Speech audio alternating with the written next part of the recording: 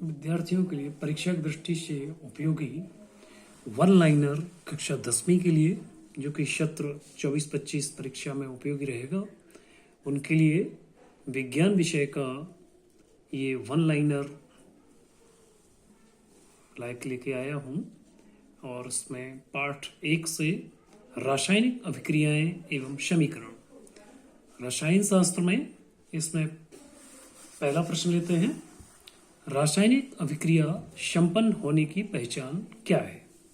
तो रासायनिक अभिक्रिया के संपन्न होने के लिए उसकी अवस्था में परिवर्तन होगा, रंग में परिवर्तन होगा, या गैस का निकलना, तापमान में परिवर्तन हो सकता है। इसके साथ ही अगले प्रश्न को लेते हैं, मैग्नीशियम रिबन का दहन करने पर किस प्रकार का प्रकाश उत्सर्जित होता है। तो ये होता है चमकदार श्वेत लौ, यानी श्वेत चमकदार प्रकाश। रासायनिक अभिक्रिया में भाग लेने वाले पदार्थ क्या कहलाते हैं। तो ये होते हैं अभिकारक। रासायनिक अभिक्रिया में बनने वाले पदार्थ को क्या कहते हैं, उत्पाद। रासायनिक अभिक्रिया में भाग लेने और बनने वाले पदार्थ के संकेतों के रूप में लिखने को क्या कहते हैं। तो ये है रासायनिक समीकरण। मैग्नीशियम के दहन का रासायनिक समीकरण लिखिए, 2Mg + O2 2MgO। निम्नलिखित अभिक्रिया में अभिकारक व उत्पाद की पहचान कर उनके नाम लिखिए।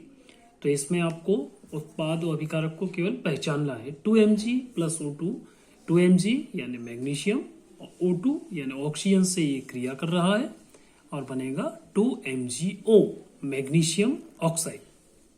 अगला प्रश्न, रासायनिक समीकरण में अभिकारकों को तीर के किस तरफ लिखा जाता है। तो ये होते हैं बाईं तरफ। रासायनिक समीकरण में उत्पाद को तीर के किस तरफ लिखा जाता है। तो उत्पाद को लिखा जाता है हमेशा दाईं तरफ, यानी कि राइट हैंड साइड। रासायनिक अभिक्रिया के पहले एवं उसके पश्चात प्रत्येक तत्व के परमाणुओं की संख्या कैसी होती है। तो वो होती है समान।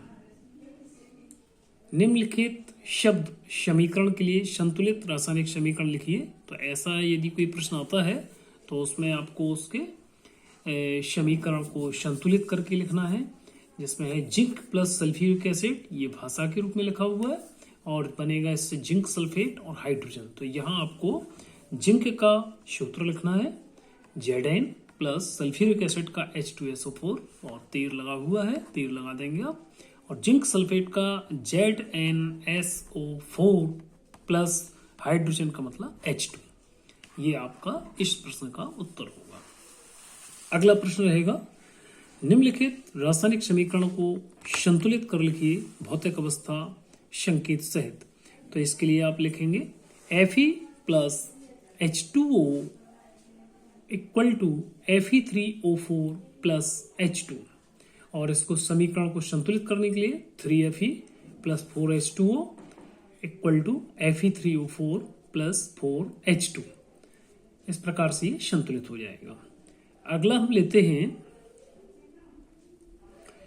वायु में जलने से पहले मैग्नीशियम रिबन को साफ क्यों किया जाता है। तो मैग्नीशियम रिबन पर जमी ऑक्साइड परत को हटाने के लिए, ये इसका कारण होता है। इसके बाद अगला प्रश्न है, रासायनिक अभिक्रिया को संतुलित कीजिए। तो यहाँ रासायनिक अभिक्रिया है CO2 + H2O = C6H12O6 + 6O2 + 6H2O।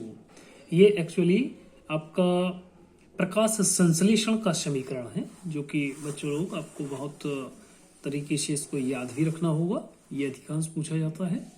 और इसको समीकरण को संतुलित कर लेते हैं, 6CO2 + 12H2O = सूर्य का प्रकाश ऊपर लिखेंगे और क्लोरोफिल तीर के नीचे लिखेंगे, C6H12O6 + 6O2 + 6H2O। इस प्रकार से ये समीकरण संतुलित हो जाता है। अगला प्रश्न है, निम्नलिखित रासायनिक अभिक्रियाओं के संतुलित समीकरण लिखिए। तो यहाँ पर नाम लिखे हुए हैं, उनका सीधा संतुलित समीकरण अपने को लिखने चलना है। जैसे H हाइड्रोजन + क्लोरीन, और ये तीर का निशान लगाइए, और हाइड्रोजन क्लोराइड। तो इसको लिखेंगे हाइड्रोजन को H2 + Cl2 = 2HCl। दूसरा क्वेश्चन है, barium chloride plus aluminium sulphate equal to barium sulphate plus aluminium chloride. तो यहाँ पर इसके सीधा अणुसूत्र लिखते चलेंगे। वेरियम क्लोराइड को लिखते हैं अपन लोग BaCl2 प्लस एल्यूमिनियम सल्फेट को Al2SO4 होल थ्राइस। तीर का निशान लगाइए, वेरियम सल्फेट प्लस एल्यूमिनियम क्लोराइड। यहाँ पर इसको संतुलित करने के लिए केवल उसको आगे BaCl2 के आगे आप 3 लगा दीजिए 3, और BaSO4 को संतुलित करने के लिए 3 उसके आगे भी लगा देंगे और 2AlCl3। इस प्रकार से ये हमारा सेकंड नंबर का संतुलित रासायनिक समीकरण बन जाएगा। तीसरा लेते हैं सोडियम प्लस जल equal to sodium hydroxide plus hydrogen. तो इसको संतुलित करने के लिए 2Na plus 2H2O equal to 2NaOH plus H2। बढ़ते हैं अगले प्रश्न की ओर। कैल्शियम ऑक्साइड का रासायनिक सूत्र व सामान्य नाम लिखिए। कैल्शियम ऑक्साइड यानी कि जो बिना वजह चूना होता है, इसको हम सीधा लिख सकते हैं CaO, calcium oxide. Calcium oxide को जल से अभिक्रिया कराने पर बने उत्पाद का नाम लिखिए व रासायनिक सूत्र भी लिखिए। ऐसा प्रश्न है तो इसके लिए हम सीधा लिख सकते हैं उसको कैल्शियम हाइड्रोक्साइड यानी CaOH होल ट्वाइस, और इसका सूत्र बनता है CaO plus H2O equal to CaOH whole twice plus ऊष्मा। अर्थात कैल्शियम ऑक्साइड को जब हम पानी में क्रिया कराते हैं तो ये बुझा हुआ चूना जो जिसे बोलते हैं कैल्शियम हाइड्रोक्साइड हमको प्राप्त होता है, और इस क्रिया में ऊष्मा निकलती है। ये क्रिया ऊष्मा छेपी के नाम से भी जानी जाती है क्योंकि इस क्रिया में ऊष्मा बाहर निकलती है। अगला आता है प्रश्न, जिस रासायनिक अभिक्रिया से ऊष्मा निकलती है, उत्सर्जन होता है, उसे क्या कहते हैं? तो यही है वो क्रिया, इसका नाम होता है ऊष्मा छेपी अभिक्रिया। अगला प्रश्न है, ऐसी अभिक्रिया जिसमें 2 या 2 से अधिक अभिकारक मिलकर एकल उत्पाद का निर्माण करते हैं, उसे क्या कहते हैं? तो ये होती है संयोजन अभिक्रिया, जिसमें 2 या 2 से अधिक पदार्थ मिलते हैं।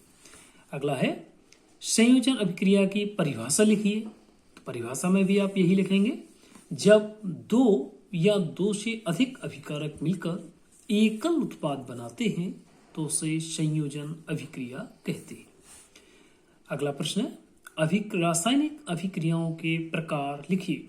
तो ये आपके 4 प्रकार की क्रियाएं होंगी। नंबर 1 संयोजन अभिक्रिया, वियोजन अभिक्रिया, विस्थापन अभिक्रिया और द्विविस्थापन अभिक्रिया। निम्नलिखित रासायनिक अभिक्रिया के प्रकार लिखिए।